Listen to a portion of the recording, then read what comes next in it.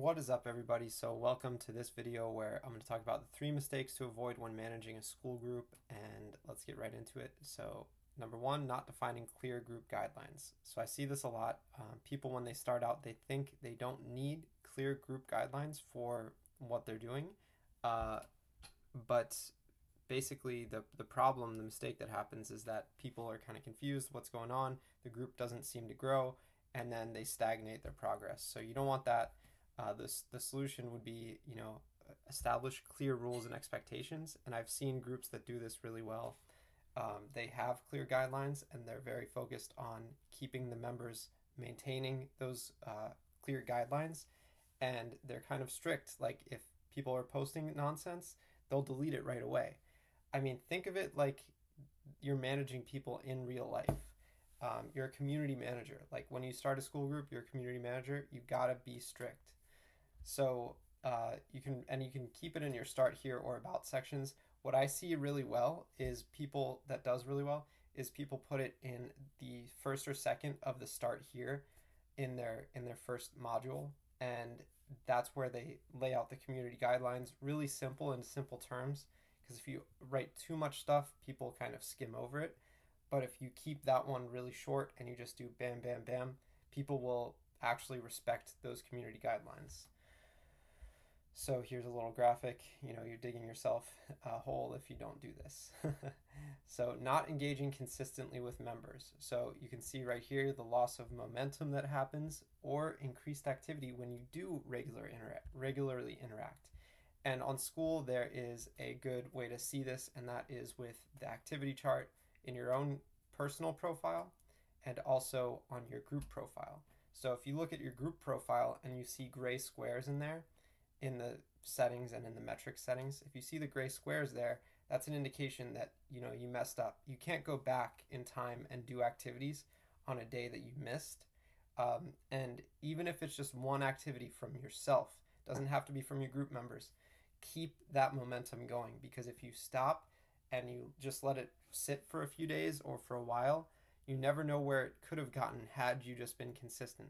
So always post in the group, always post in the group, and other people will catch on when you do that. And slowly it will just start to build, because you'll have yourself posting, and then you'll have other people starting to come along and be like, oh, let's have a conversation under this post. And then sooner than you know it, you'll have thousands of people and a few $1,000s MRR, because it's actually really easy to make money with Skool. In my experience, what I've done and what I've seen other people do, very easy. It's simple, but I should say it's simple but not easy. And an example of that is countless communities that have started and made their first dollar on Skool, and then went on to make their first thousands of dollars on Skool. And there's a lot to go into. By the way, if you want to book a call with me, there's a link down below. I'd love to get on a call with you and help you build out your Skool community. And you could just start today by using a 14-day free trial link right there in the description too. So number 3, focusing too much on selling and not enough on value.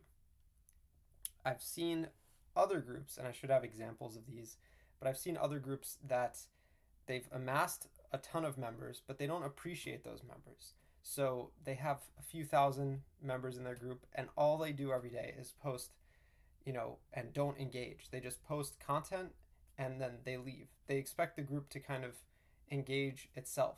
So I know I just said if you do it like that, you will get engagement. However, these people are posting just content for content's sake and expecting people to appreciate the content.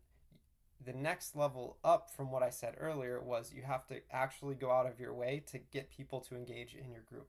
So you have to send personal messages. Like, it's not automated. And doing so, actually, people are stoked to get a DM from you or a message from you. A lot of people right now are lonely. So if you contact them through Skool, they actually are pretty excited. Now, the one thing to be aware of is some people will want to talk a little too much, and then that's not a good value exchange, so you end up feeling a little bit drained. I would just try to avoid that as much as possible. I don't think it's actually necessary for where you're going to get to in Skool if you stay consistent.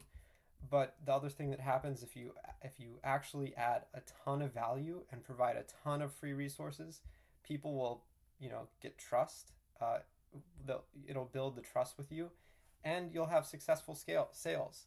And this is very truthful. I didn't just make this up. Like, this is a proven process that works. So if you want to get sales, put the hours in now, and don't worry. Don't ask the question, "What should I share?" That's the wrong question. Look for what has been shared that works. Look for the basics and start teaching those basics and teach them really well, and put them together in a free course and share that free course. And the work you do now turns into money later on. So you can't avoid that by just trying to make money online. You have to do a ton of work. However, it's really simple work. Really, really simple work. So do the work now, get the sales later. And if you want to speed up that process, hit me up below. Peace.